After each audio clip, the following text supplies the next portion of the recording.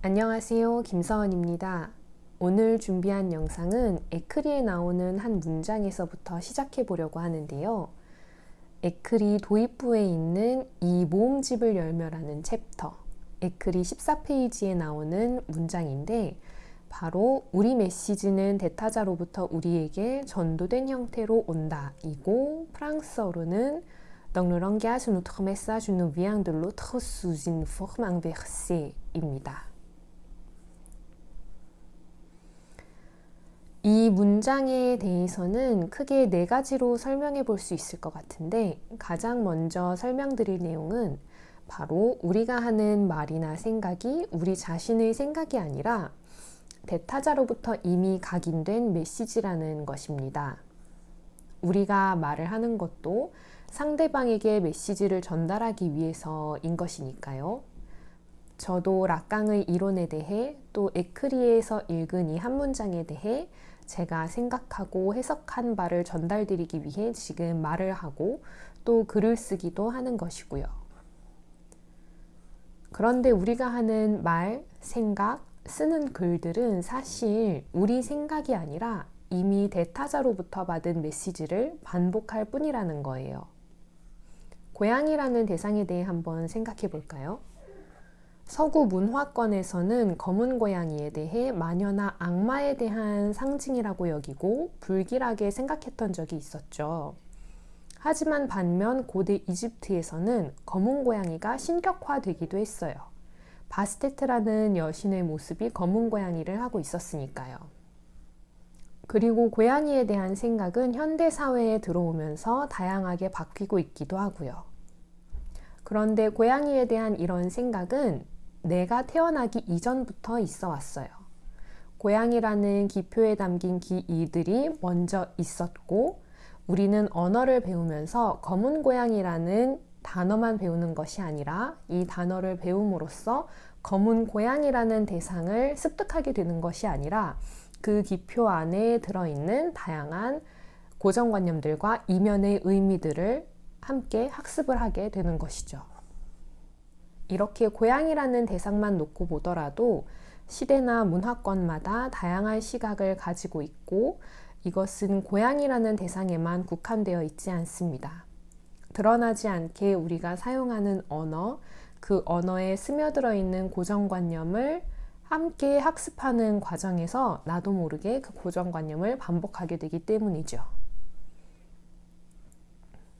저 또한 마찬가지예요. 뭔가 새로운 이야기를 하는 것 같고 나의 해석을 이야기하고 있는 것 같지만 사실 자크 락강이라는 프랑스 정신분석학자의 이론에 기반해서 이야기하고 있는 것이니까요.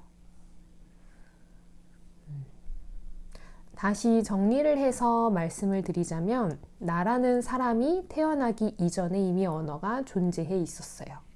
그리고 그 언어라는 것은 이미 수많은 고정관념으로 점철되어 있는 언어죠. 내가 아무리 나의 이야기를 하려고 한다 해도 내가 타자의 언어를 사용하는 한 한국어에 스며들어 있는 그리고 또 제 말투에 담겨 있는 많은 것들이 사실은 나의 것이 아니라 타자로부터 학습당한 것이라는 거죠. 그런데 우리는 그것이 타자의 것인 줄 모르고 주체적이라는 착각 속에서 살고 있습니다. 이런 의미에서 우리가 타자의 것을 사용하고 있음에도 주체적이라는 착각 속에서 산다는 의미에서 대타자의 메시지는 전도된 형태로 우리에게 돌아온다고 할 수 있게 됩니다. 타자가 주체로 전도되는 것이죠. 그리고 지금 말씀드린 내용을 좀 더 발전시켜서 두 번째 해석으로 넘어가 볼까 합니다. 정신분석에서는 언표와 언표화를 구분짓고 있는데요. 이에 대해서 간단하게 설명을 드리자면 언표, 에농세는 의식의 장을 그리고 언표화, 에농시아시옹은 무의식의 장을 구성한다고 이야기할 수 있습니다. 우리에게는 말을 하고자 하는 충동, 말을 하고 싶다는 욕망이 있습니다. 하지만 발화하고자 하는 추동을, 무의식의 장을 구성하고 있는 이것을 말로 내뱉는 순간 어떻게 되나요? 언어화 되어버리죠. 그런데 제가 좀 전에 언어라는 것은 나의 것이 아니라 타자의 것이라고 말씀을 드렸잖아요. 그렇기 때문에 우리가 말을 하고자 하는, 말을 하고 싶다고 느끼는 그 충동과 내뱉어진 말 사이에는 간극이 생기게 됩니다. 언제나 내뱉은 말은 내가 말하고자 하는 것을 명중시킬 수가 없어요. 내가 무엇을 말하고자 하는지는 우리 스스로도 명확하게 알지 못할 뿐더러 그 모호한 것을 나의 언어가 아니라 타자의 언어를 사용해서 표현을 하려고 하기 때문에 그렇죠. 지금 저 또한 계속해서 말을 하고 있잖아요. 언표와 언표화에 대해서 간단하게 설명을 하겠다고 이야기해놓고 뭔가가 부족한 것 같아서, 다 말하지 못한 것 같아서, 그렇기 때문에 계속해서 말을 이어나가고 있고 또 말을 하고 싶다는 이 욕망을 놓지 못하고 있으니까요. 만약에 제가 이야기하고자 하는 바를 다 이야기했다면 계속 말을 이어나가지 않을 테지만 언표화되지 못한 것들이 있다는 이 결핍의 감각이 계속해서 말을 하고 싶다는 욕망을 불러일으키게 됩니다. 다 말하지 못한 것 같다는 느낌, 더 말해야 할 무언가가 남은 것 같다는 느낌이 계속해서 잔존하게 되는 것이죠.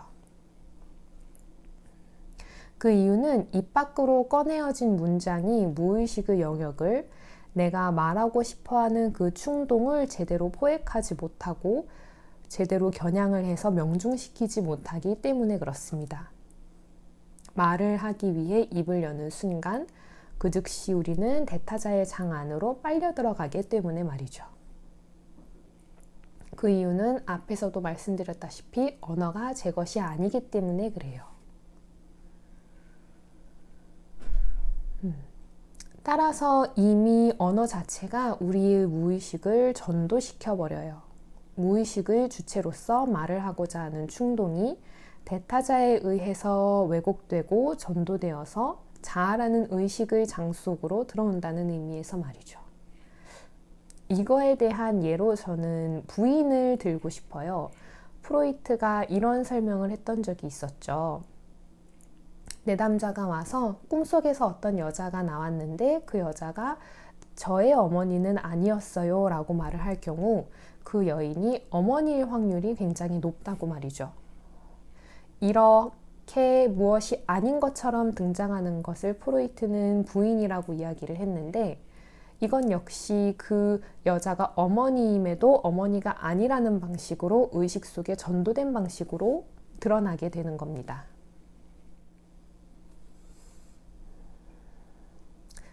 세 번째로는 우리 메시지는 대타자로부터 전도된 형태로 우리에게 돌아온다 라는 이 명제를 주체의 위치와 엘도식을 가지고 설명을 해보고자 합니다. 예를 들어서 어떤 선생님이 눈앞에 있는 학생에게, 눈앞에 있는 소타자에게 너는 내 학생이야 라고 이야기하는 상황을 가정해 볼 수 있을 것 같아요. 그리고 그 학생이 선생님의 말을 긍정했을 때 우리가 추가적으로 알 수 있게 되는 것은 무엇일까요? 그 말의 이면, 너는 내 학생이야 라는 말의 이면에는 나는 너의 선생님이야 라는 뜻이 포함되어 있습니다. 학생이 학생으로서의 위치가 고정되는 동시에 그 말을 발화한 선생님 역시 선생으로서 주체의 자리가 고정되어 버리게 되는 것이죠. 그런데 여기서 한 가지 의문이 들 수 있을 것 같아요. 얼핏 보기에 선생님의 위치를 확정시켜주는 것이 고개를 끄덕인 상대방, 고개를 끄덕이고 그 말을 긍정해주는 눈앞에 있는 학생이 아니냐고 말이죠. 하지만 이러한 주체의 위치의 고정은 소타자로부터 발생하는 것이 아니에요. 다른 예를 하나 더 들어보자면 저는 탱고라는 고양이와 함께 살고 있는데 제가 탱고를 보고 너는 내 고양이야, 너는 나의 반려묘야 라고 말을 했을 때 그 말을 내뱉자마자 혹은 그 말을 생각하자마자 저는 무엇이 되나요? 바로 탱고의 반려인이 되어버리죠. 흔히 고양이를 키우는 사람을 집사라고 표현하기도 하는데요. 저는 탱고의 집사가 되는 것입니다. 그런데 이 탱고의 집사라는 저의 위치가 김서은이라는 주체로서의 위치가 제가 말을 건넨 탱고로부터 기인하나요? 그렇지 않죠. 의식적 주체의 위치는 그런 식으로 고정되지 않습니다. 고양이가 반응을 보이지 않더라도 제가 너는 내 고양이야 라는 말을 하거나 의식적으로 사유하는 순간 이 고양이의 집사로서의 저의 위치를 확정시켜주는 것은 바로 대타자입니다. 이게 바로 의식적 주체의 자리라고 할 수 있어요. 그런데 제가 의식적 주체라는 표현을 쓰는 이유는 무의식적 주체가 있기 때문에 그렇습니다. 무의식적 주체는 대타자에 의해 포섭되지 않기 때문에 상징화에 저항하기 때문에 이런 표현을 쓴 것인데 여기에서 무의식적 주체를 다루려고 하는 것은 아니기 때문에 다른 영상에서 기회가 되면 추가적으로 설명을 드리도록 하겠습니다. 자, 그러면 이제 여기까지 이해가 되셨다면 저는 이제 이 내용을 다시 도둑맞은 편지에 관한 세미나와 연결시킬 거예요. 제가 우리 메시지는 대타자로부터 전도된 방식으로 우리에게 돌아온다 라는 이 문장이 에크리 14페이지 이 모음집을 열며 라는 챕터에 나온다고 말씀을 드렸었는데요. 바로 이 모음집을 열며 다음에 이어지는 챕터가 도둑맞은 편지에 관한 세미나입니다.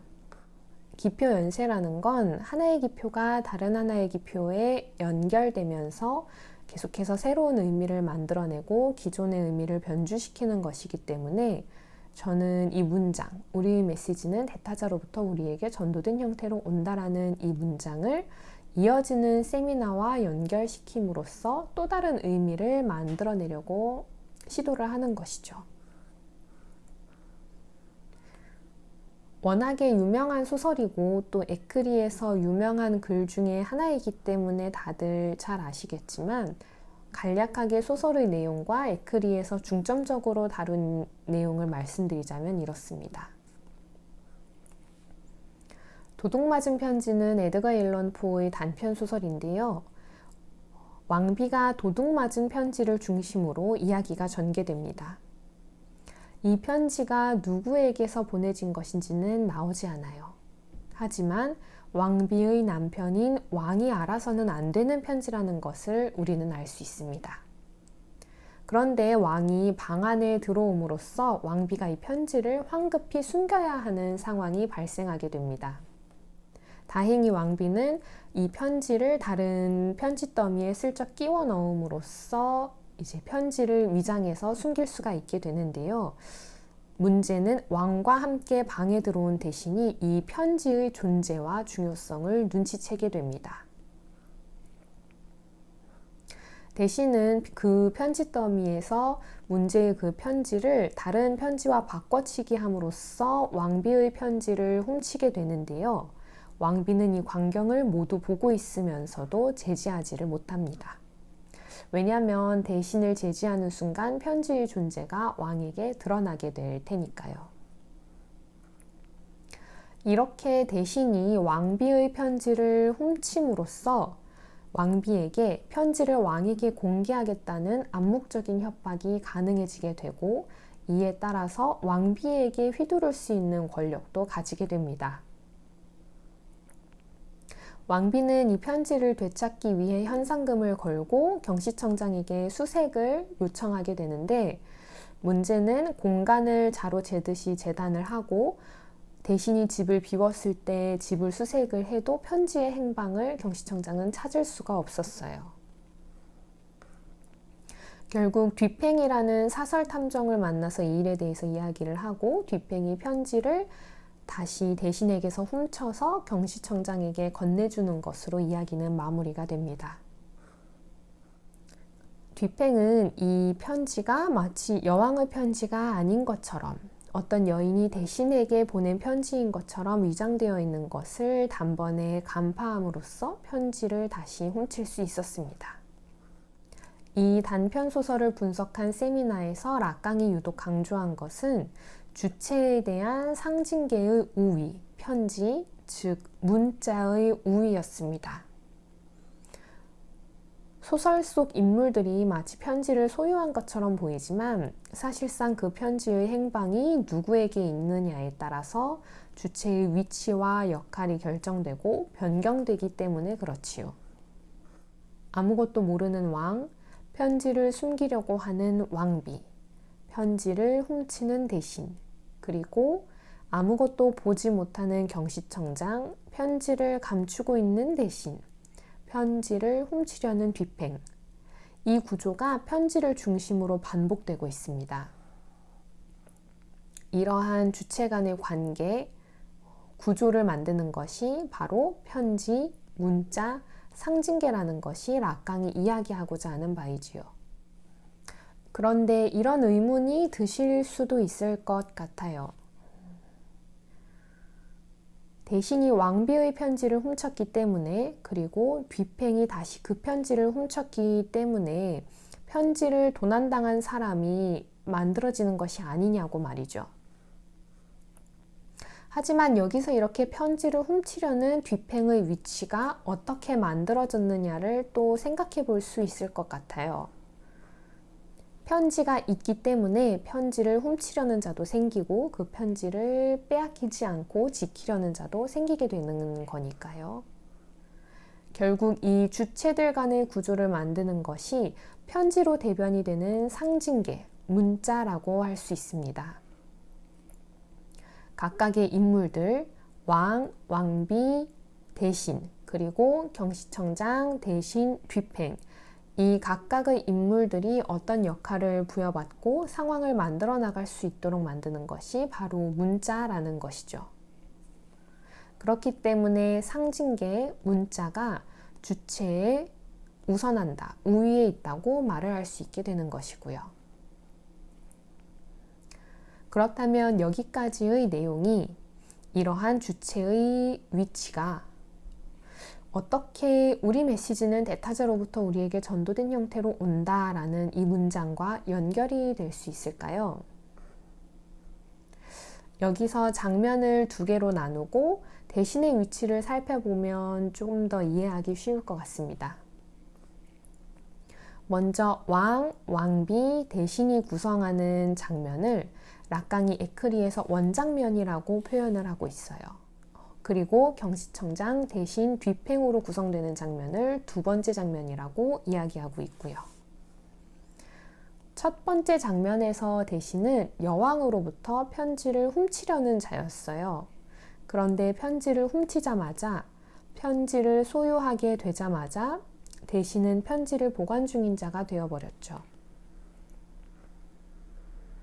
그리고 또 뒤팽이 편지를 바꿔치기 함으로써 편지를 훔쳐내자마자 대신은 다시 편지를 도둑 맞은 자가 되어버립니다. 두 번째 장면에서의 대신의 위치가 원장면에서 여왕의 위치로 변경되게 되는 거죠. 하지만 소설을 읽어보시면 아시겠지만 대신은 뒤팽이 편지를 훔쳐간 줄을 그 당시에는 모릅니다. 언젠가 나중에 알게 될 수는 있겠지만 소설 속에서 그 부분을 다루고 있지는 않아요. 결국 대신은 자기가 편지를 가지고 있고 왕비에게 휘두를 수 있는 권력을 쥐고 있는 자라고 생각을 하지만 그 위치를 전도된 형태로 되돌려받게 되는 것이죠. 뒤팽이 남긴 가짜 편지를 읽는 그 순간에 말이에요. 이것이 바로 전도된 형태로 되돌려받게 되는 메시지, 전도된 형태로 되돌려받게 되는 주체의 위치가 됩니다. 대신은 편지를 가지고 있고 왕비에게 휘두를 수 있는 권력을 쥐고 있다고 생각하고 있었지만 사실상 편지로부터, 문자로부터 되돌려받은 메시지는 그저 편지를 도난당한 자였을 뿐인 거예요. 그러면 또 비슷한 의문이 드실 수 있을 것 같은데요. 대신의 그러한 위치, 편지를 도난당한 자의 위치로 전락시켜버린 것은 편지가 아니라 편지를 훔친 뒤팽이 아닌가 하고 말이죠. 이러한 의문에 대해서는 제가 좀 전에 탱고에 대해서 저의 위치를 고정시키는 것이 탱고가 아니라 대타자라고 설명드렸던 그 논리를 다시 적용해 볼 수 있을 것 같습니다. 위치를 고정시키는 것이 대타자인 만큼 위치를 변경시키는 것 또한 대타자라고 말이죠. 네, 제가 오늘 준비한 영상은 여기까지고요. 다음에 다른 영상으로 또 찾아뵙겠습니다. 감사합니다.